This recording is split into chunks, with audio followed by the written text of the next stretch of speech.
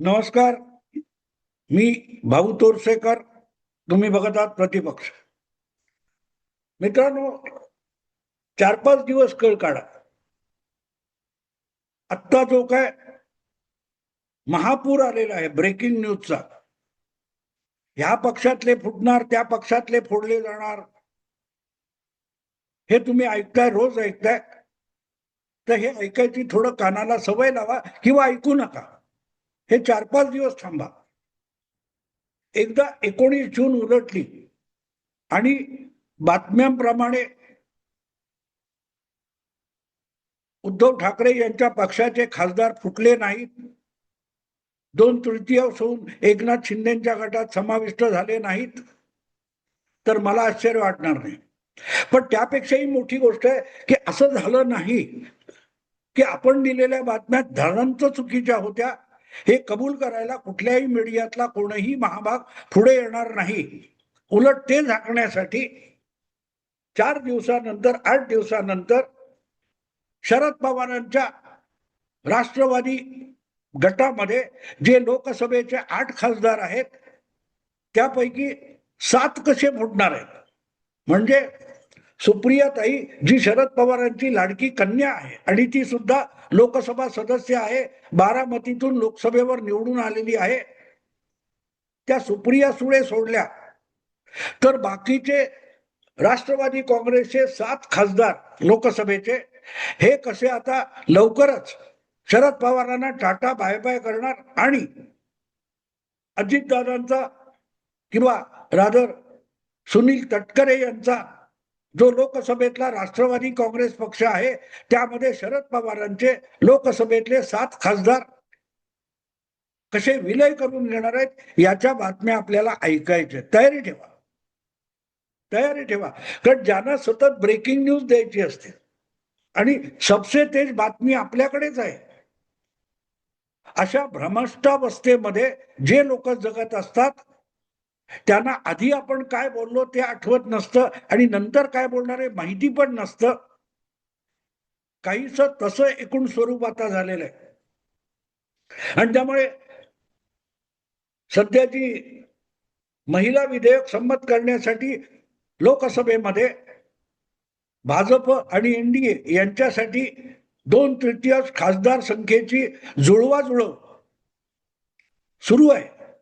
तिचं कॉन्ट्रॅक्ट हे एकूण देशभरच्या माध्यमांनी, हिंदी असो, इंग्रजी असो किंवा मराठी असो, मला कधी कधी असं वाटतं की ही सगळी जी काय राजकीय घडामोड चालू असते, त्याचं मोदी सरकार टेंडर काढतं की काय, आणि ते टेंडर नेहमी भारतीय माध्यमांना, पत्रकारांना दिलं जातं की काय.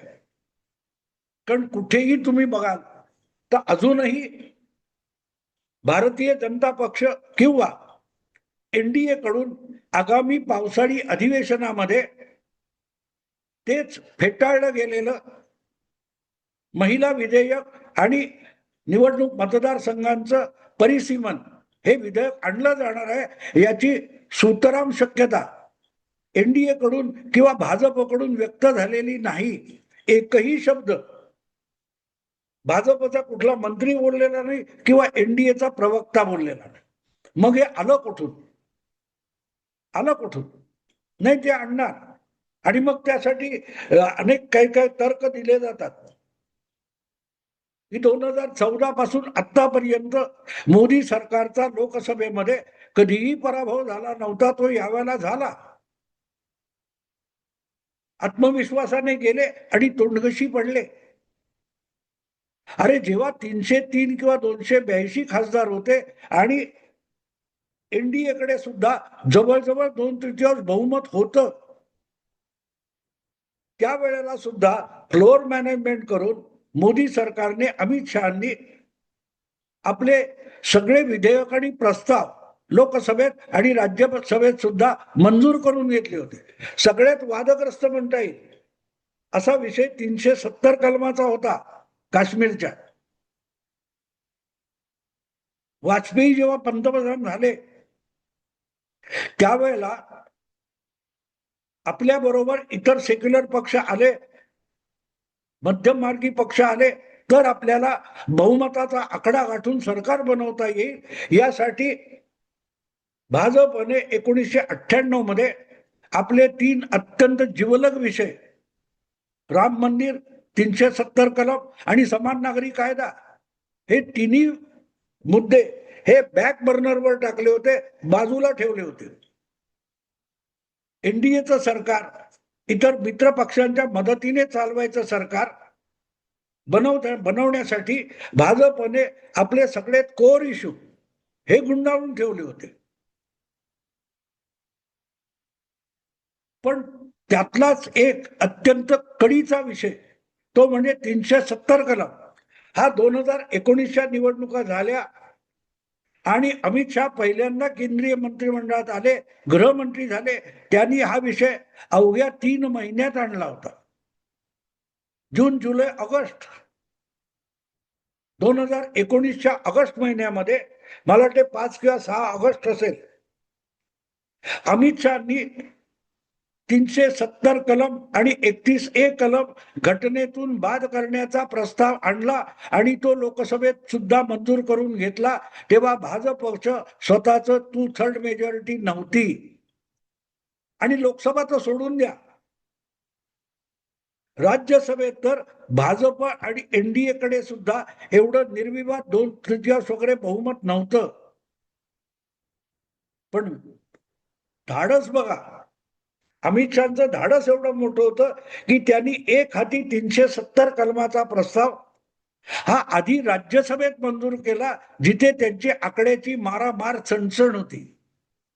आणि एकदा राज्यसभेत मंजूर झाला की लोकसभेत मित्र पक्षाने ऍडजस्ट करून ते तो प्रस्ताव पास करणार याविषयी निश्चिंत होते। मग ज्या वेळेला इतकं भरभक्कम बहुमत असताना हा महिला नारी वंदना काय तो आणि परिसीमन हा विषय त्यांनी संसदेत आणला नव्हता, तो 240 इतकं खाली आल्यानंतर आणि तमिळनाडू, केरळ, बंगाल, आसाम या विधानसभांच्या निवडणुका चालू असताना 2 दिवसाचं विशेष अधिवेशन 13 एप्रिलला बोलवून तो प्रस्ताव लोकसभेत आणला गेला, तर तो पडण्यासाठी आणला नव्हता हे कोणी छाती ठोकपणे सांगू शकेल? कुठल्याही परिस्थितीमध्ये लोकसभेत भाजपकडे किंवा एनडीएकडे 2/3 बहुमत नव्हतं। त्यामुळे हा प्रस्ताव लोकसभेत आणल्यानंतर तो फेटाळला जाईल याची मोदी आणि शहा या दोघांनाही खात्री होती। तो संमत करून घेण्यासाठी त्यांनी आणलेलाच नव्हता।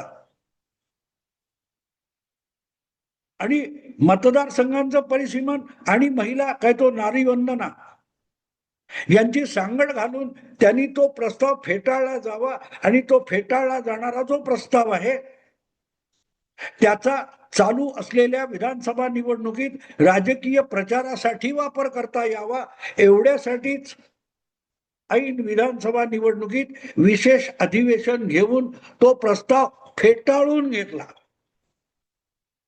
आणि तुम्हाला आठवत असेल तर आसाम आणि केरळ हे मतदान 9 एप्रिल रोजी संपलं होतं। पुढलं मतदान हे 23 आणि 29 एप्रिलला होतं आणि बरोबर त्या 2 मतदानाच्या मध्ये 13-14 एप्रिलला विशेष अधिवेशन घेऊन हा प्रस्ताव फेटाळला जावा अशा रीतीने मांडणी करण्यात आली होती आणि तो फेटाळला गेला। पण फेटाळला गेल्यानंतर त्याच रात्री पंतप्रधान नरेंद्र मोदी यांनी देशाला उद्देशून संबोधन केलं, देशाला उद्देशून भाषण केलं आणि त्यामध्ये अगदी पक्षांची नावं घेऊन हे लोक महिला सशक्तीकरणाचे कट्टर विरोधक आहेत ही भूमिका पंतप्रधानांनी मांडली आणि ती पक्षीय भूमिका होती। आणि मग आता तो प्रस्ताव फेटाळला गेला, त्यामुळे मोदी शहा सुडाला पेटलेत आणि म्हणून ते आत्ता पावसाळी अधिवेशनात आणणार आणि तो मंजूर करून घ्यायचा, तर फोटाफुटी चालू झाली। हा तर्क आहे। एवढी घाई नाहीये. महिला काय ते नारी वंदना प्रस्ताव काय तो विधेयक संमत करून घेण्याची भाजपला इतकी घाई नाही आहे.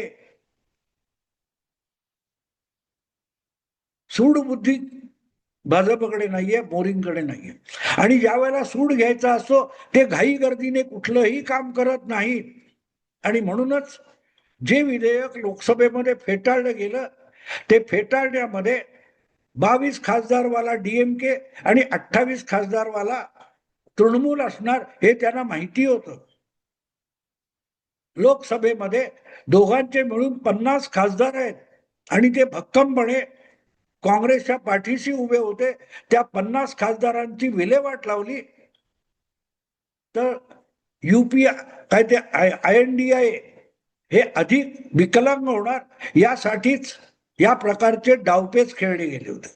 आणि त्यामुळे आत्ता ती घाई नाहीये, पण ती घाई मीडियाला आहे. कारण मीडियाला असं वाटतं की मोदी किंवा शहा आता सूड घेतल्याशिवाय थांबणार नाहीत. पण मोदी शहांना सूड घेण्याची घाई कधी नसते. ते सूड घेतात, अगदी राजकीय सूड घेतात, पण थंडा करके पिओ. आपलं तोंड भाजेल, आपली जीभ भाजेल अशा प्रकारे ते कुठलाही घास घेत नाहीत. आणि म्हणून नारी वंदना आणि परिसीमन हे त्यांना लवकरात लवकर उरकायचे विषय आहे. पण त्यासाठी आता तृणमूलचा विषय अजून निकाली निघालेला नाही. सभापतींनी, लोकसभेच्या सभापती ओम बिर्ला यांनी त्या फुटीर गटाला अधिकृतरित्या मान्यता दिली आहे असं झालेलं नाही. तो विषय तसाच टांगून ठेवलेला आहे. अशा वेळेला आणखी काहीतरी खळबळ तुम्हाला माजवायची म्हणून मोदी शहांना माजवायची नाही तर मग उभाटा सेना फोडायची, आणि नाही तर मग आता शरद पवारांचे खासदार फोडायचे. अरे ते फोडायची गरजच नाहीये. शरद पवार किंवा उद्धव ठाकरे यांचे खासदार बंगालच्या निवडणुकीनंतर हडबडून गेलेले आहेत. आणि तेच कशाला, बंगालच्या निकालानंतर अखिलेश यादवच्या गोटामध्ये सुद्धा घबराट माजलेली आहे. आता परत जे काय लोकसभेत कामकाज होईल त्यामध्ये समाजवादी पक्षाला सुद्धा आपले खासदार टिकवणं अवघड जाणार आहे. त्यांच्या तुलनेमध्ये उबाठाचे 9 खासदार आणि शरद पवारांचे 8 खासदार ही छोटी जागा आहे. पवार आणि उद्धव मिळून 17 खासदार आहेत लोकसभेत. त्याच्या दुप्पट होते 34 आणि त्यापेक्षा अधिक 3 37 इतके अखिलेशचे खासदार आहेत. सगळ्यात मोठी फोडण्यासारखी जागा ही अखिलेशची आहे. कारण आणखीन 6-7 महिन्यांनी विधानसभेच्या उत्तर प्रदेशच्या निवडणुका आहेत आणि त्यामध्ये आपली अवस्था काय होईल, आपली अवस्था ममता सारखी होईल का या चिंतेने अखिलेश यादव आणि त्याचा समाजवादी पक्ष भयंकर भेदरलेला आहे. तर फोडाफोडी करायची तर अखिलेशच्या पक्षावर दरोडा घालणं अधिक लाभदायक आहे. एवढी मेहनत उद्धव ठाकरे आणि शरद पवारांच्या पक्षासाठी घ्यायचं कारण नाही. पण आता शरद पवारांचं बाजूला ठेवा, उद्धव ठाकरे यांच्या 6 खासदारांचं जे काही नाटक रंगलेलं आहे ते फुस्स झालं की मग आपला सगळा मराठी मीडिया शरद पवारांच्या पक्षातले 8 पैकी 7 किंवा 6 खासदार कसे फुटणार आणि कसे NDAच्या गोटात जाणार याच्या बातम्या रंगवणार आहे. त्यासाठी आपण तयार, कारण यांना सतत काहीतरी बिघडलंय, काहीतरी फुटलंय, काहीतरी तुटलंय, काहीतरी मोडलंय हे सांगण्यात इंटरेस्ट असतो. आणि त्यामुळे जर उभाटा सेनेची फाटाफूट त्यांनी रंगवलेल्या बातम्यांनुसार झाली नाही तर मग ते झाकण्यासाठी पुढचा टप्पा येतो तो शरद पवारांच्या पक्षात फूट घडवणं. मित्रांनो, तुम्हाला माहिती आहे ना, डोकं दुखतं किंवा कुठेतरी हातबीत मुरगळलाय तर त्याच्यावरचे जे बाम किंवा मलम किंवा क्रीम असतं ना लावायला, ते काय असतं, डोकं दुखतं म्हणून बाम लावला की बाम म्हणजे ह्या स्किनवर, आपल्या त्वचेवर इतकी आग आग व्हायला लागते की काही क्षण आपण डोकं दुखतंय हे विसरून जातो. बाम लावून डोकंदुखी थांबत नाही. बाम हे तुमचं लक्ष विचलित करतं, डोकेदुखीकडून तुमचं लक्ष विचलित होतं, त्वचा झोंबते, चामडी झोंबते तिकडे. तसं उबाठा सेनेतल्या खासदारांचं प्रकरण हे बारगळलं की मग आपण बारगळलो कसे, हे लपवायचं असेल तर मीडियाला दुसऱ्या ब्रेकिंग न्यूज कुठून मिळू शकतील सूत्रांकडून, तर ती जागा शरद पवारांचा पक्ष कसा फुटणार. आणि मग सुप्रियाताई एकट्याच बाजूला राहतील किंवा मग सगळा सुप्रियाताई सकट सगळ्याचा सगळा शरद पवार गट राष्ट्रवादी हा एनडीए मध्ये कसा जाईल, ह्या वेगवेगळ्या बातम्या तुम्हाला ऐकाव्या लागणार. एक आठवड्याची कळकळ, 4-5 दिवस. 19 जून पूर्वी शिवसेनेच्या वर्धापन दिनाच्या मुहूर्तापर्यंत जर उबाठामध्ये फाटाफूट झाली नाही, आणि तसं काय होत नाही सांगायला समोरचे खासदार पुढे आले आणि अगदी शिंदे सेनेतून सुद्धा त्याचा साफ इन्कार झाला, मग आपल्याला 2/3 आकडा जुळवायचा, काय करा, चला आता शरद पवारांचा पक्ष फोडायला घ्या. कारण मोदी सरकारला 2/3 बहुमत मिळवून देण्याचं टेंडर हे एकूणच मीडियाने आणि प्रामुख्याने मराठी मीडियाने घेतलेलं आहे. त्यामुळे त्यांच्यासाठी आवश्यक असलेली सूत्र आणि बातम्यांची खाण ही महाराष्ट्रात आहे. आणि त्यामुळे 20 जून नंतर तुम्हाला शरद पवारांचा पक्ष कसा फुटणार आहे याच्या बातम्या ऐकाव्या लागणार आहेत. त्यासाठी आत्तापासून तयारीला लागा. मी थांबतो. आवडलं लाईक करा, शेअर करा आणि प्रतिपक्षाला सबस्क्राईब करा. नमस्कार.